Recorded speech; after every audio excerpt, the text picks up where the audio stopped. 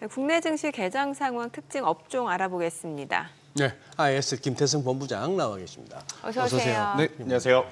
예, 지금 이제 개장하고 22분 지나고 있는데 동시효과 허당이었네요. 허다. 이 어제부터 이거 좀 갑자기 취약해졌는데 그러게요. 이유가 뭐라고 보세요? 아무래도 일단 미국만의 리그가 지금 시작이 되고 있어서 미국만의 리그. 그렇죠. 이제 관세에 대한 이야기가 사실은 우리나라에게는 굉장히 불편한 또 미국 내에서도 불편한 이야기이긴 하겠지만 일단 1차원적으로는 그들 안으로 기업을 가지고 와서 미국을 이제 위대하게 만들겠다라는 게 목적이지 않습니까? 네.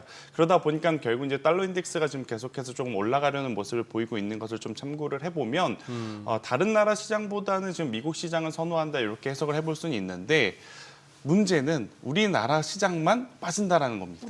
예를 들어서 그 얘기가 일본이나 중국은 왜 해당 그렇죠. 안 되냐 그러니까 말이죠. 대만도 빠지고 일본도 빠지고 유럽도 빠지고 우리나라도 빠진다면 빠지면 몰라. 이게 네. 이제 해석이 될 텐데 네. 일단 우리나라 시장이 유독 나홀로 빠지는 걸 보아해선 결국에 이제 대주주 양도세라든지 상법 개정안에 대한 여전히 확실한 가이드라인이 없기 때문에 수급의 이제 취약점이 그동안에 많이 올라왔었던 종목군들 위주로 지금 나타나고 있는 상황이라고 좀 보시면 될 것 같고 대표적으로 그동안에 많이 올라왔던 섹터 조선, 네. 방산, 원전, 화장품.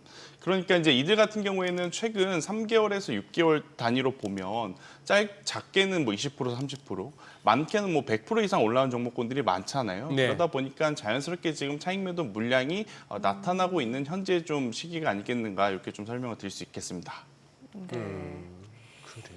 자, 섹터별로 좀 여쭤볼게요. 그래도 이 가운데 오늘 보니까 그 스튜디오 드래곤, 뭐 CJ ENM, 또 키다리 스튜디오 이런 종목들이 올라가는데 이게 또 중국 쪽 이슈가 있네요 보니까. 네, 일단 뭐 예. 그 한알령 해제 관련해서 이제 중국 컨텐츠 관련한 이야기가 좀 나왔었어요. 네. 아무래도 이제 해외 드라마 할당량 완화 논의 네. 보도거든요. 그러니까 예. 결정이 된 게 아니라 논의를 하겠다라는 건데 일단 우리나라 지금 시장에서 돈이 갈 데가 없으니까 스튜디오 네. 드래곤, CJ ENM, 컨텐츠리 중앙, 뉴 이런 쪽으로 이제 수급이 쏠려가고 있다 생각을 하고 있고요. 일단 컨텐츠 쪽은 저는 경계감을 좀 가지고 보셔야 될 것 같습니다. 제가 누차 말씀드리지만 넷플릭스가 이렇게 고공행진하는데 우리나라 컨텐츠 관련 종목군들이 못 가는 이유를 여러분들이 좀 잘 아셔야 돼요. 그 네. 이유는 뭐냐면 과거에 넷플릭스가 처음에 이제 시장에 진출을 했을 때는 컨텐츠 제작사들의 힘이 필요했습니다. 그러다 보니까 컨텐츠 제작사들이 오히려 IP를 가지고 쥐고 흔들었었어요. 하지만 지금 넷플릭스가 글로벌적으로 엄청나게 성장을 했죠. 그 이후에 넷플릭스의 정책이 뭐였냐면 IP를 그들이 아예 사버립니다. 그러니까 하나의 히트작이 나오게 되면 2차, 3차 매출이 나오는 구조를 컨텐츠 제작과 나눌 수 있는 게 아니라 넷플릭스가 다 가져간다는 거죠. 그러니까요. 예. 이번에 대표적으로 그 캐대언이라고 네. 하는 작품도 마찬가지입니다. 네, 네. 뭐 우리나라 기업이 뭐 제작한 건 아니지만 관련자가 굉장히 많음에도 불구하고 결국 가장 큰 돈을 손에 쥔 건 넷플릭스였거든요. 아무래도 이제 컨텐츠 제작 관련주들은 사실 이런 논의하는 것 하나만으로도 지금 움직일 정도로 그동안에 소외를 받았다라는 점에서 단기 반등은 가능해 보이나 근본적인 어떤 해결책은 아직은 조금 더 이제 미비하지 않겠는가라는 생각이 들고 있고요. 이제 우리나라 컨텐츠 관련 기업들이 조금 더 좋은 모습을 보이려면 일단 두 가지가 좀 체크가 돼야 됩니다. 일단 첫 번째, IP를 내줄 때 내주더라도 실적이 좀 잘 나오면 됩니다. 그런데 아직까지 실적이 그렇게까지 또 잘 나오는 상황은 아니고요. 두 번째, 우리나라에 이 넷플릭스와 비슷한 플랫폼이 없는가? 그건 아니죠. 우리나라도 이제 플랫폼이 있습니다. 네. 티빙이라든지 뭐 여러 가지 이제 그래요. 플랫폼이 있는데 그쪽에서 성과가 조금 나와야 뭔가 우리나라 컨텐츠 제작 관련 기업들도 주가가 좀 올라갈 수 있지. 그렇지 않고서는 좀 답답한 답보 상태, 그러니까 상승을 하더라도 상승의 룸이 좀 제한이 된 상태에서 올라갈 가능성이 높다는 생각이 들고 있고, 아니 분명히 상승이 제한이 된다 그랬는데 이거 왜 계속 올라? 참다가 아니구나, 이거 이제 더 올라가겠구나 해서 그때 매수를 하면 또 고점에 물리게 되는 경우도 좀 나타날 수 있는 게 이제 컨텐츠 제작 쪽이라 저는 오히려 중국과의 어떤 개방을 염두를 해 두신다면 엔터 쪽이 훨씬 더 좋다라고 좀 얘기를 드리고 싶어요. 지난주에 JYP엔트가 한번 곤혹을 좀 치렀죠. 네. 실적 발표도 하기 전에 실적이 안 좋을 것이다라는 좀 루머가 돌면서 굉장히 또 주가의 조정이 나왔는데 막상 뚜껑 열어보니까 굉장히 실적이 잘 나왔고 네. 그 실적을 잘 나온 이면에는 그 굿즈 상품이 엄청나게 큰 활약을 했거든요. 근데 이건 JYP뿐만 아니라 우리나라 엔터사들 모두에게 충족되는 요소이기 때문에 네. 저는 중국 쪽을 바라본다면 컨텐츠 제작 쪽이 오늘 강하지만 조금 더 넓은 시각으로 봤을 때는 엔터사 쪽이 더 유리하지 않겠는가라고 정리를 드리도록 하겠습니다. 우리 김태성 본부장 나오시면은 뭐 질문지하고 상관없이 막 던지게 됩니다만 아니 지금 지난주 목요일 날 펄어비스가 쇼커였잖아요. 네. 아니 이 게임즈 한번 진단해 주세요. 이거 뭐 전반적으로 보면은 최근에 NC 소프트는 조금 뭐 네. 이런저런 좋은 소식이 들리는 거 했는데 기본적으로 얘들은 네. 어떻게 게임주들은 대부분 주가가 크게 보면은 전부 이렇게 반접은 모양이에요. 2021년에 그렇게 수직 상승하다가 그렇죠. 그 속도로 그대로 추락이에요. 펄어비스는 네. 제 개인적인 생각이지만 게임이 없는 것 같습니다. 그 게임이 부분 없다. 삼아. 네, 아. 계속 개발한다, 출시한다 했는데 네. 이게 미뤄진 지가 벌써 수년이거든요. 네. 이 정도면 나와도 시장에서 호응을 못 받을 가능성이 높죠. 왜냐, 게임이라고 하는 것은 뭐 저도 하지만 굉장히 어린 친구들이 트렌드에 민감한 좀 산업이거든요.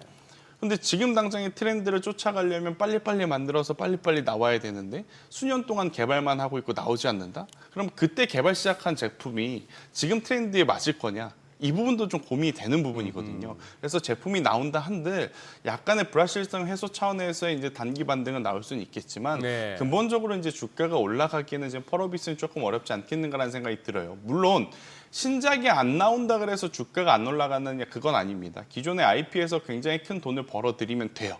하지만 펄어비스가 지금 그런 역할을 하고 있는 게임이 있는가라고 보면 그런 역할을 하는 게임이 없습니다. NC소프트에 대한 이야기, 크래프톤에 대한 이야기를 그리고 이제 시프트업에 대한 이야기를 할 때 많은 분들이 하는 게 단일 IP에 대한 한계점이 있는 것 아니냐라는 이야기를 합니다. 근데 그들이 주가가 올라갔을 땐 그 단일 IP라는 그 IP가 굉장히 강했기 때문에 올라온 상황이거든요. 네. 근데 지금은 왜 그때의 강함을 유지하지 못하느냐? 시간이 또 흘러서 트렌드의 변화가 나타났기 때문에 또 새로운 게임을 원하는 상황이거든요. 예. 거기에 충족시키지 못하는 상황이다 보니까 게임주들은 신작이 없으면 주가적인 측면, 그러니까 그 게임을 좋아하고 사랑하시는 분들은 제 이야기에 공감하진 않겠지만 그러니까 주가적인 측면에서는 새로운 게임들이 좀 자주자주 나와줘야 저는 이제 성공할 수 있다고 보는데 그러지 못한다는 게 일단 가장 첫 번째 지금 문제다라고 좀 생각이 들고 있고 대신에 NC소프트 같은 경우에는 최근에 이제 AI 국가대표로 지금 또 선정이 됐단 말이에요. 네. 근데 이제 NC소프트가 AI 국가대표 선정된 걸 가지고 굉장히 많은 밈이 좀 떠돌았어요. 왜 게임주에서의 힘을 못 쓰고 갑자기 AI 소프트웨어냐라고 생각하실 수 있는데 이 리니지라고 하는 게임 IP가 굉장히 오래됐습니다. 오래됐다라는 것은 그만큼 다른 게임사들이 가지고 있지 못하는 데이터베이스가 쌓여 있다라는 것을 의미하거든요. 네. 그걸 가지고 AI 소프트웨어로 뭔가 전환을 하게 된다면 NC 소프트만큼은 또 다른 이제 모습을 좀 보여줄 수 있지 않겠는가라는 희망찬 기대감이 섞인 지금 반등세가 나오고 있지만 이 또한 주가가 우상향할 거라는 저는 흐름은 더 지켜보셔야 되지 않겠는가라는 의견을 한번 드려보도록 하겠습니다. 네. 아니 오늘 그 원전주 있잖아요. 네. 두산에너빌리티가 6% 넘게 빠지는데 이러니까 또 오늘 외국인들이 가장 많이 사는 종목이기도 하고 네. 원전주 하면 또 뭐 두산에너빌리티뿐만 아니라 뭐 BHI. 그렇죠. 사실 앞서 저희 AI 얘기했을 때 전력 수요가 급증하면은 원전 수요는 당연히 올라갈 수밖에 없는데 최근에 많이 오른 감이 있긴 했거든요. 어떤 네. 전략 좋을까요? 일단 두산에너빌리티 어제 이제 장 마감 후에 지금 예. 약간의 루머들이 돌았지 않습니까? 루머, 예. 그러니까 우리가 이제 마음 한 켠에 계속 가지고 있었던 사실 불신이 툭 튀어나온 거예요. 그러니까 SMR 좋다 한 건 알겠는데 과연 얼마만큼의 이제 마진을 남길 수 있을 것이냐 이게 가장 큰 고민이었지 않습니까? 왜냐 SMR 뉴스케일 파워도 이제 시작하는 단계입니다. 그들 지금 가지고 있는 SMR 없어요. 이제 시작하는 단계이고 수년 뒤에 정말 얼마를 벌 것이냐 이 부분에 대해서 막연하게 불안감을 가지고 있었지만 결국 성장성을 좀 먼저 판단을 하다 보니 우리가 선반영을 시켜서 주가가 올라온 상황에서 불편한 뉴스가 나오다 보니 이렇게 차익 매도 물량이 나오는 것은 어찌 보면 당연하다라는 생각이 드는데 저는 다른 원전주들은 다 차처하고 세 가지 기업만 기억하시면 될 것 같아요. 두산에너빌리티, BHI, 한전 KPS.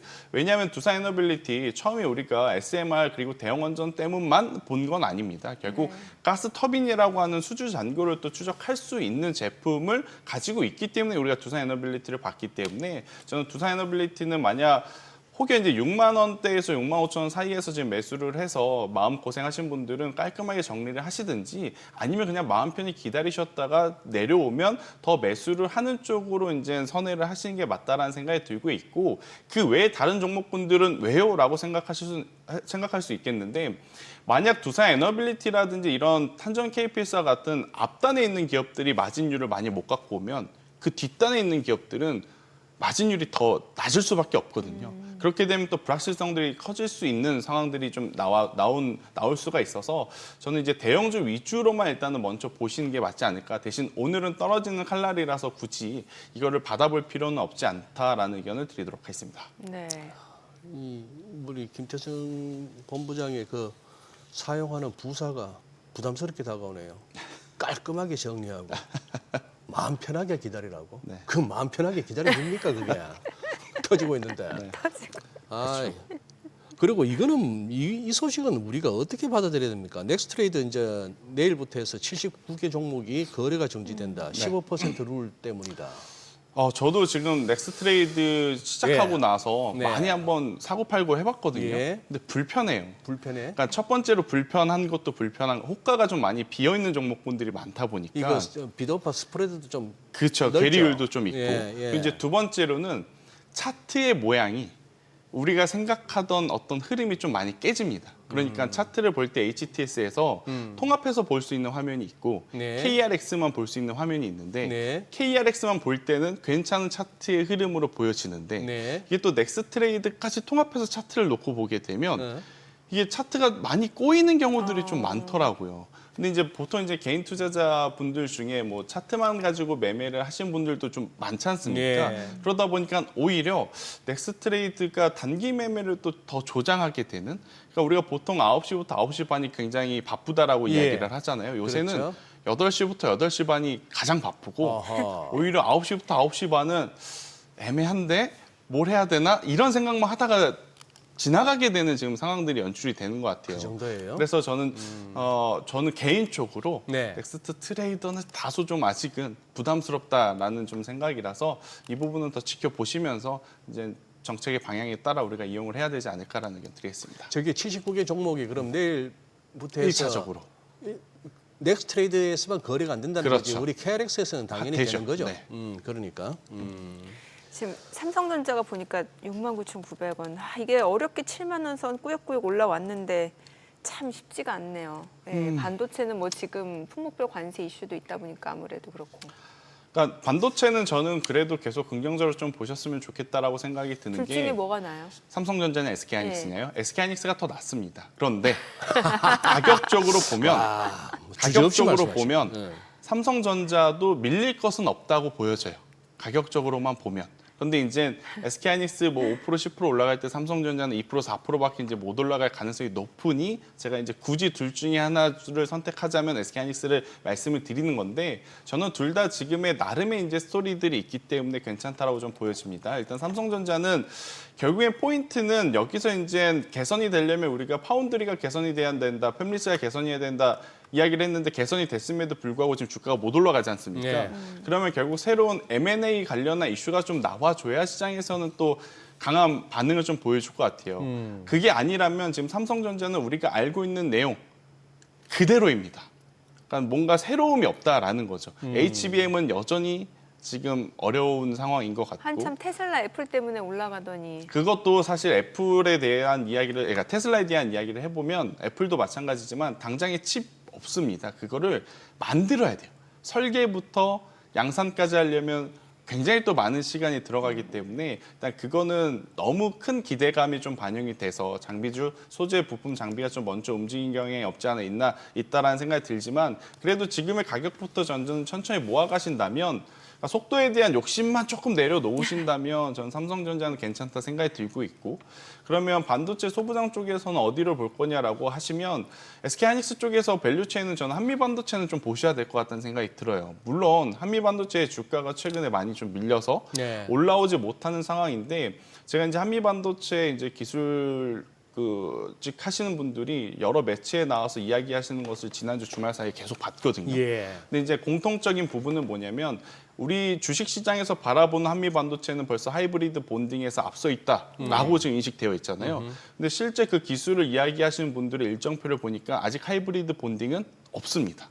예정인 상태인 네. 거지. 예. 그러다 보니까 주가와 현재 우리의 어떤 투자의 심리에 괴리가 좀 있었던 것 같아요. 그러니까 우리의 심리는 아니 하이브리드 본딩 있으면 지금이라도 올라가야 되는데 왜 이렇게 안 올라? 이런 예. 상황이었는데 막상 이제 기술적인 부분을 이야기를 들어보니 하이브리드 본딩은 아직 하나 비전도 한미 반도체도 완성형이 아니다. 이게 이제 팩트로 지금 보여지고요. 그렇게 된다면 저는 오히려 그래서 이제 주가가 많이 못 올라갔구나라고 좀 이해를 하시면 될 것 같아서 저는 천천히 좀 관심 있게 보시는 게 맞다라는 생각이 SK하이닉스 쪽에서는 한미 반도체가 맞을 것 같고요. 일단 삼성전자 쪽에서는 최근에 이제 시세가 가장 좋았던 두 기업이 있습니다.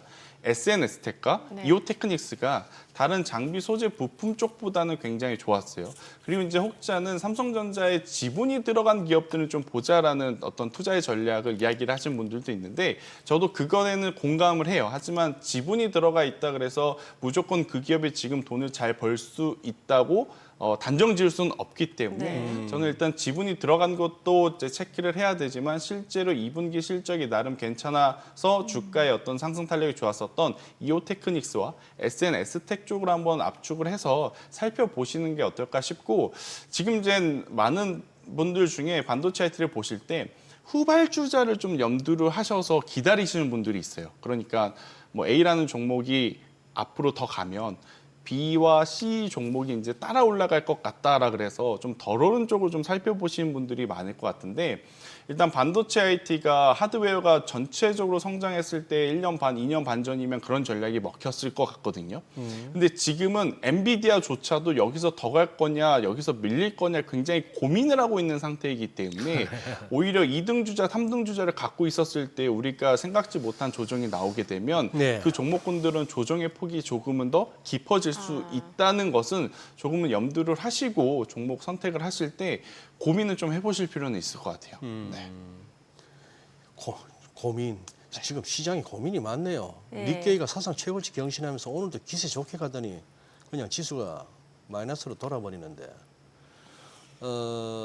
워낙 우리 김 본부장이 시원시원하게 설명을 해주셔서 궁금한 걸 자꾸 여쭙게 되는데 지난주에 LG 디스플레이가 갑자기 한번 뭐 20몇 프로가 한번 뛰었잖아요. 네, 맞습니다. 그러고 나서는 지금 이제 못 가고 이제 그거 하고 있는데 우리나라에서는 뭐 갑자기 훌쩍 뛰었다 해서 쫓아가면 그대로 물리더라고요. 뭐가 있었어요 그날? 그러니까 이 에스캠이라고 하는 기업이 있는데 네. 이 기업이 이제 미국 ITC 쪽하고의 이제 그 승소, 예. 그러니까 중국 기업과의 어떤 소송에서 이겼어요. 기술에 관련한 소송에서 이겼어요. 네.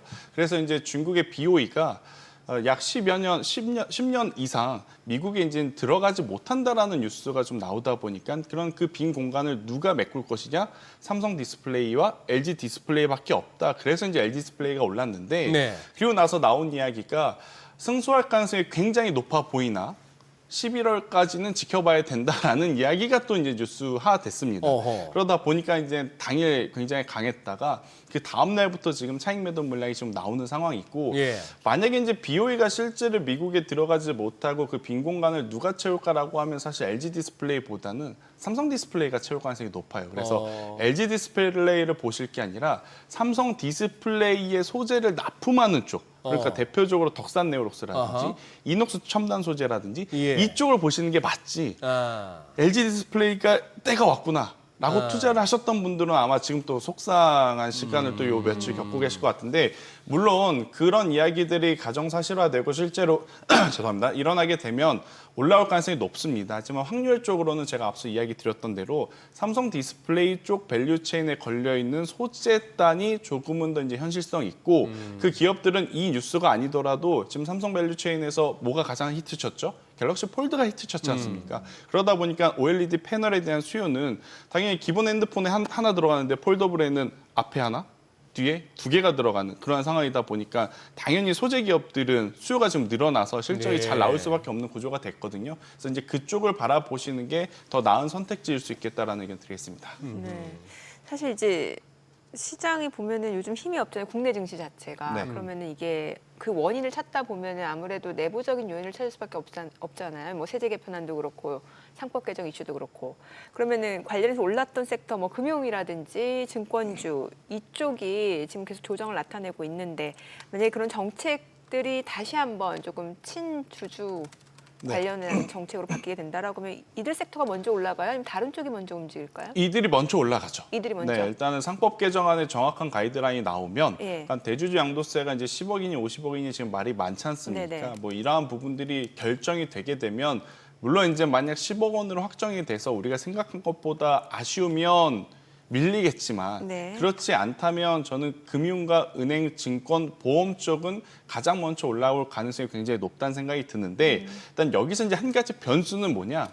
금리 인하 시기에 돌입한다라는 거죠. 그러면 이제 은행이라든지 보험 같은 경우에는 금리 인상 시기에 누렸던 매출이 조금은 떨어질 가능성이 조금 높아 보인다라고 볼 수는 있거든요. 예대 마진이요. 그렇게 되었을 때 예. 순위를 좀 정해 보면 은행과 보험보다는 증권주가 조금 더 위에 있지 않겠나라는 저는 빠르게. 좀 생각이 들어요. 그래서 증권 쪽은 여러분들도 다 아시겠다시피 뭐 미래에셋증권이라든지 키움증권이 최근까지 어떤 움직였을 때 상승 탄력이 굉장히 강했기 때문에 이쪽을 좀 바라보시는 게 맞지 않을까라는 의견을 드려보도록 하겠습니다.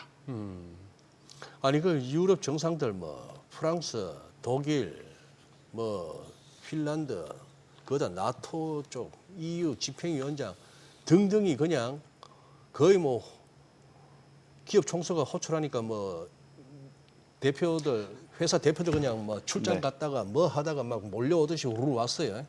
네. 뭐 국가 정상들의 일정이 그렇게 말랑말랑한가 싶기도 한데 뭐 조율도 쉽네. 그런데 그러면 네. 이거는 뭔가 그림이 결론이 나와야 되거든요. 이러다가 이거 전쟁이 뭐 계속된다든지 파토가 나면은 이거는 영 아닌데 그랬을 때 지금 우리한테 재건주 희망이 있습니까? 우리가 재건까지 참여할 수가 있을까? 제 솔직한 생각은 네. 없습니다. 그리고 그게 그 국물이 우리한테까지 떨어지겠냐 말이에요. 없습니다.